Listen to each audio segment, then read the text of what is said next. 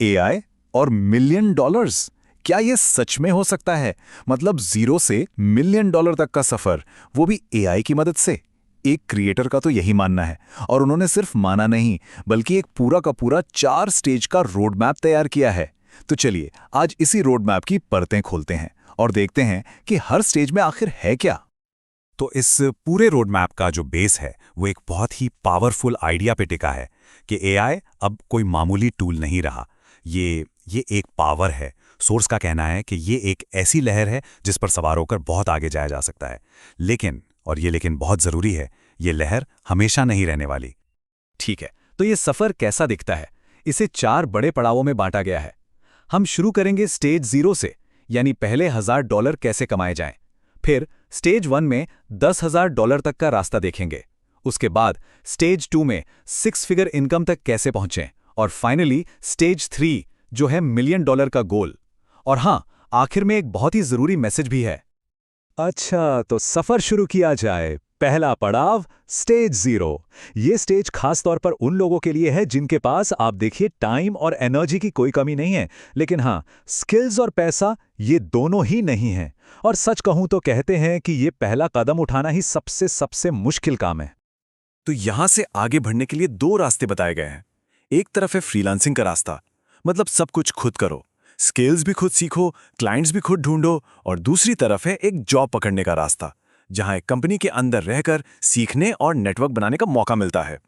पर देखिए, रास्ता कोई भी हो, मंजिल एक ही है, अपने वक्त को पैसे और सबसे जरूरी स्किल्स में बदलना। और हाँ, यहाँ एक बहुत ही ध्यान देने वाली बात बताई गई है। कई लोग सोचते हैं कि बस प्रॉम्प्ट लिखना सीख लिया तो हो गया। नहीं, असली खेल है एआई ऑटोमेशन सीखने में। मतलब ऐसे सिस्टम्स बनाना जो बिजनेस का सबसे कीमती एसेट यानी टाइम बचा सकें। सोचिए, सेल्स फॉलोअप्स अपने आप हो रहे हैं। ये है वो स्किल जिसकी आज सबसे ज्यादा डिमांड है। तो कुल मिलाकर स्टेज 0 का सार बस इतना ही है कि वो पहले $1000 की दीवार तोड़ना ही सबसे बड़ी जंग है। सोर्स का मानना है कि एक बार वो कर लिया ना, तो मोमेंटम बन जाता है। आगे का रास्ता थोड़ा सा आसान लगने लगता है। चलिए अब आगे बढ़ते हैं अगले पड़ाव पर, स्टेज 1। यहां पर गेम थोड़ा बदल जाता है। अब सिर्फ स्किल सीखना काफी नहीं है। अब बात है उन स्किल्स को यूज करके ऐसी वैल्यू बनाने की, कुछ ऐसा बनाने की जो $10,000 के मार्क तक ले जाए। और इस मार्क तक पहुंचने के लिए भी 2 अलग-अलग स्ट्रैटेजीज हैं। पहली है हाई टिकट सर्विसेज की, मतलब कुछ चुनिंदा बड़े क्लाइंट्स के लिए बहुत महंगे कस्टम सॉल्यूशंस बनाना। और दूसरी है माइक्रो सास, यानी एक ऐसा प्रोडक्ट बनाना जो कई क्लाइंट्स को कम कीमत पर बेचा जा सके। एक रास्ता है गहराई का, दूसरा है चौड़ाई का। अगर हाई टिकट सर्विस की बात करें तो इसका एक बेहतरीन एग्जाम्पल है कस्टम सीआरएम बनाना। अब सीआरएम क्या है? अरे भाई, कस्टमर रिलेशनशिप मैनेजमेंट। ये एक ऐसा सॉफ्टवेयर है जो किसी भी कंपनी को अपने कस्टमर्स का सारा डेटा और बातचीत एक जगह मैनेज करने में मदद करता है। और कुछ इंडस्ट्रीज जैसे रियल एस्टेट इसके लिए मुंह मांगी कीमत देने को तैयार रहती हैं। तो सवाल उठता है कि भाई ये हाई पेइंग क्लाइंट्स मिलेंगे कहां से? इसके लिए एक बड़ा ही सीधा सादा सा प्लेबुक दिया गया है।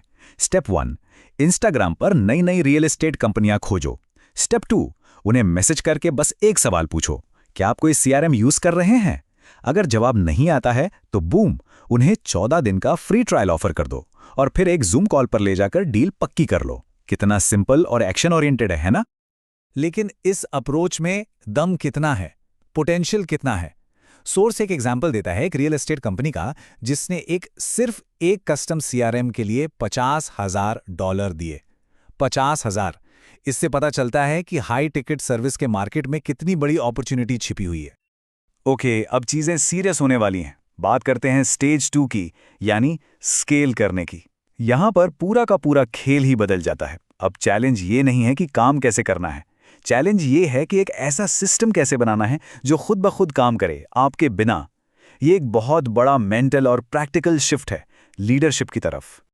तो सवाल ये है कि वो क्या एक चीज है, वो सबसे बड़ा बदलाव क्या है जो $10,000 के बैरियर को तोड़ने के लिए करना ही पड़ता है? और जवाब है अपनी सोच बदलना। एक वर्कर की सोच से निकलकर एक लीडर की तरह सोचना। अब आपका काम खुद काम करना नहीं है, आपका काम है एक टीम बनाना, प्रोसेस बनाना और बिजनेस की बड़ी पिक्चर यानी स्ट्रैटेजी पर फोकस करना। और ये जो लीडरशिप शिफ्ट है, इसका मतलब है कि अब एक्शन भी बड़े लेने होंगे। जैसे एक ऑफिस सेटअप करना, चाहे वो असली हो या वर्चुअल, अपने पहले 3-4 लोगों को हायर करना, हर काम का एक तरीका तय करना जिससे SOPs कहते हैं, और अपनी नज़रें सिर्फ एक इंडस्ट्री पर नहीं बल्कि अलग अलग इंडस्ट्रीज में नए मौके तलाशने पर रखना। यही वो चीज़ें हैं जो एक स्केलेबल बिजनेस की नींव बनाती हैं। और अब हम पहुंचते हैं फाइनल स्टेज पर, स्टेज 3, $1 मिलियन का लक्ष्य। यहां पर गोल पूरी तरह बदल जाता है। अब अपनी सर्विस एजेंसी को एक proper full scale AI startup में बदलना है। एक ऐसा स्टार्टअप जिसका आधार सर्विस नहीं बल्कि एक प्रोडक्ट हो। यहां पर स्ट्रैटेजी में एक फंडामेंटल बदलाव आता है। अब आप सर्विस बेचकर घंटे नहीं बेच रहे, आप एक एसेट बना रहे हैं, एक ऐसा प्रोडक्ट जो 24 घंटे 7 दिन आपके लिए काम करता है, तब भी जब आप सो रहे हों। इसे कहते हैं असली स्केलिंग। और जाहिर है, इस लेवल पर पहुंचने के लिए प्रायोरिटीज भी बदल जाती हैं। अब सारा फोकस होता है बेस्ट टैलेंट को अपनी टीम में लाने पर, मार्केटिंग और सेल्स को एक अलग ही लेवल पर ले जाने पर, और ग्रोथ को रॉकेट फ्यूल देने के लिए सही कंपनियों के साथ पार्टनरशिप करने पर।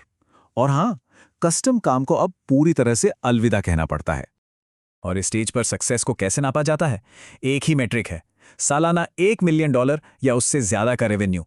यही इस पूरे रोड मैप की आखिरी मंजिल है। तो ये तो था पूरा रोड मैप, लेकिन अब आते हैं सबसे जरूरी बात पर, फाइनल मैसेज पर। और सोर्स का वो एक संदेश है, एक्शन लो, अभी लो, क्योंकि ये जो AI की क्रांति है, ये जो लहर उठी है, ये हमेशा नहीं रहने वाली। सोर्स के शब्दों में कहें तो ये लहर कुछ और सालों तक चलेगी, लेकिन अगर आज एक्शन नहीं लिया तो आप शायद चूक जाएंगे। बात एकदम साफ है, जो इंतजार करेगा वो पीछे रह जाएगा। तो आखिर में इस पूरे सफर के लिए 3 चीजें चाहिए। हिम्मत, पहला कदम उठाने के लिए, डिसिप्लिन, मुश्किल वक्त में भी चलते रहने के लिए, और धैर्य, छोटे से पौधे को एक बड़ा पेड़ बनाने के लिए। हिम्मत, डिसिप्लिन और धैर्य। तो आखिरी सवाल बस यही है, क्या ये सिर्फ एक रोड मैप का विश्लेषण था या ये किसी के लिए एक नए सफर की शुरुआत है? खैर, इसका जवाब तो अब एक्शन ही देगा।